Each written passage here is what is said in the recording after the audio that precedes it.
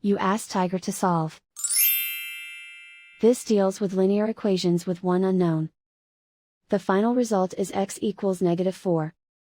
Let's solve it step by step. Isolate the x. Divide both sides by -15. Cancel out the negatives. Simplify the fraction. Move the negative sign from the denominator to the numerator.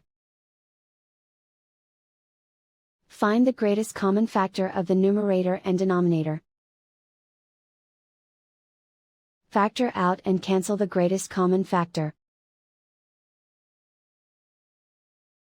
And so the final result is x equals -4.